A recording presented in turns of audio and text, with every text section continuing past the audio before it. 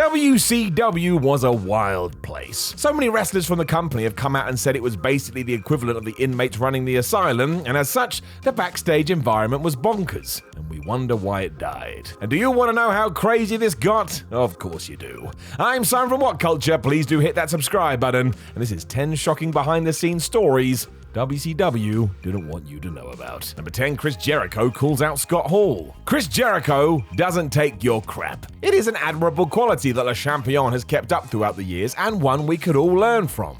You have worth. Make sure people don't stomp on it. But straight from Jericho's own autobiography when he was backstage at WCW, he talked about how Scott Hall was a guy who enjoyed winding others up backstage. There's a story that he once told a brand new tag team that he loved their finish and that he can't wait to kick out of it, and one day this extended to Chris when in no uncertain terms, the former Razor Ramon told Jericho that he wasn't drawing any money.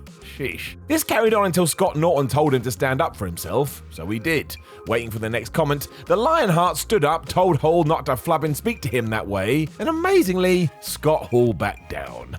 I suppose it was a test or rite of passage or something, so there you go. Stand up to bullies, kids. You don't deserve it. Number 9, the flock became a real problem. Raven was a highlight of WCW in the mid-90s. He had his flock, and between them, they became one of the better groups beneath the main event that fans were interested in. As it turned out, there was a lot more to this than it seemed. Speaking to RF Video, former member Scotty Riggs admitted that often they would get wasted before they came out to sit at ringside, something that became a massive issue because WCW didn't want them doing that. Other recruit Hammer even got them booted out one night after lighting up a cigarette next to a security guard. The major fear was that fans would spot them swallowing pills, which apparently they also used to do. And this was a big reason why the flock was disbanded in 1998. Number 8, Hammer returns. I'm not sure why Hammer was so desperate to be controversial, but after all this, he joined WCW's Misfits stable in 2000, along with General Rection, Lieutenant Loco, Corporal Cajun, with our man himself transforming into Private Stash. No wonder people hated World Championship Wrestling at the turn of the millennium. Seemingly not realizing how dumb this all was anyway, Stash was annoyed that the other rankings in the group were higher than his,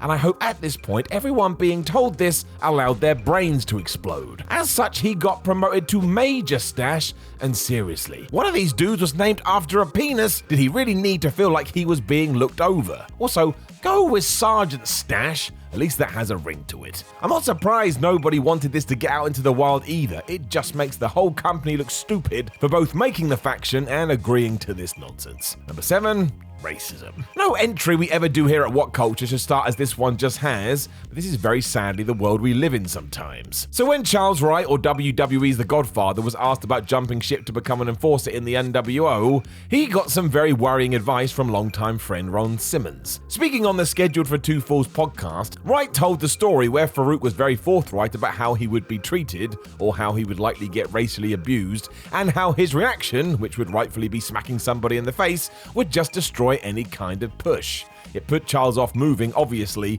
and later in the same show he talked about how Virgil being clowned around by the New World Order was all the evidence he needed. This should never have to be a conversation, and the fact it is was straight up terrible. It's also why we have to call it out when we see it. You gotta accept people for who they are, damn it. We're all the same. Number 6, Buff Bagwell's fake death plans. Oh boy. When Buff Bagwell suffered an almost career-ending injury in April 1998 on Thunder, there was real concern because of course there was. The fear was Rick Steiner's bulldog gone wrong may have paralyzed the man, meaning he may never walk again, forget wrestling. So for some reason, WCW apparently thought this would be prime material for a story. Coming from the mouth of Bagwell on the Sitting Ringside podcast, he said that Eric Bischoff pitched him a fake death angle where the company would announce he had died in a plane crash while recovering. Then come the Halloween Havoc pay-per-view, a ghostly apparition would be lowered from the rafters, which would naturally be Buff. What the flub is this? This was also apparently seriously chatted about backstage, and officials hoped this would be a major surprise. They got that bit right. I think my jaw would have fallen through the floor. In fairness to Bischoff, he has always maintained that the fake death story was for him, as some of the audience were aware he flew his own plane. But either way, don't do pretend death thingamajigs in wrestling. I want to try and enjoy it. Number 5, Bobby Heenan in the bathroom. Most of us know the story how The Miz had to use the public bathroom along with the fans after being kicked out of the WWE locker room. Just sounds like a step way too far, but more or less it's always been the curse of a new wrestler. This wasn't the case with Bobby Heenan. But during an interview in 2003, the Brain revealed that for some reason WCW also took this tact and told announcers to use the same toilets as the audience. Heenan also claimed he had to get dressed in a public cubicle, and if that is true, come on man, that is not cool and it's straight up bad. It's not like a room couldn't have been secured for the commentary team, and if nothing else, it's just so damn unnecessary. You're also not going to help morale, although that was a constant problem in WCW, the kings of, ironically, pissing people off. Number 4, fake Diesel and fake Razor. Through many different interviews, both Scott Hall and Kevin Nash have told this story, and it is wild. In late 1996, WCW had caught wind that Razor Ramon and Diesel were returning to the then WWF, and they panicked. So rather ask the men behind these gimmicks what the deal was, management just threw a ton more money at them, which of course they accepted. If someone had simply had a conversation, this wouldn't have been necessary, and Nash especially has recounted how he stood backstage at Nitro, smugly grinning as Rick Bogner and Glenn Jacobs walked to the ring instead as fake Razor Ramon and fake Diesel. It is said that Eric Bischoff's face just dropped into his shoes. Hall followed this up by thanking Bogner for the extra cash, and all of this does mean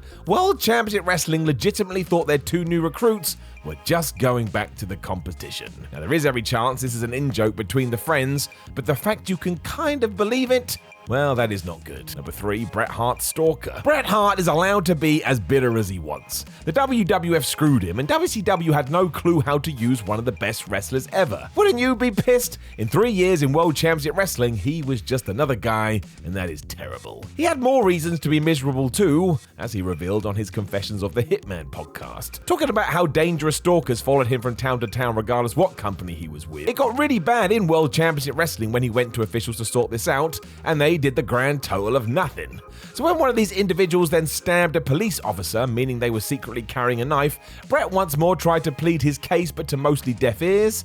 I mean, that's just bad. It's why jumping in the ring if you're a fan is also not cool. No one knows what you may or may not have, and there are stories out there where such things did go bad and went bad fast. So don't do it. Number 2, Sting at STARRCADE. STARRCADE 1997 was one of the biggest WCW events ever. At the time, fans were ridiculously excited about it too, but behind the scenes, things were already going south. Because of course they were. But when Eric Bischoff and Hulk Hogan saw Sting walking around, they decided he looked pale, and they decided he looked out of shape. Now, it's true that the Stinger was going through some personal problems at the time, but this was enough for Hogan to decide he couldn't possibly do the job for Steve Borden, so we should change the plans. Even though there was only one plan that would have 1, made sense, and 2, satisfied the fans. It then became nuts as referee Nick Patrick was told multiple finishes to the same match, and what we ended up with was a fast count that wasn't a fast count, Bret Hart getting involved, and it was just utterly confusing all around. WCW's big moment had been ruined. We will never know exactly what the deal here was, but it kinda doesn't matter.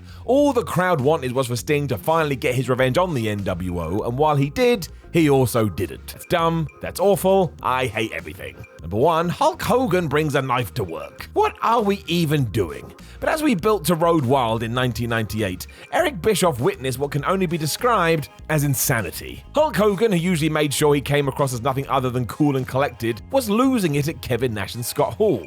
Who knows why, it was WCW. As Bischoff looked on though, he noticed a knife in Hulk's fanny pack, and as said on his 83 Weeks podcast, still has no idea whether this was a regular thing or a one-off. Eric, my man, ask him please, this is not normal behavior. Understandably, Bischoff was worried that Hogan may grab this from his bag and start swishing it around, and described the aggressiveness that day as real.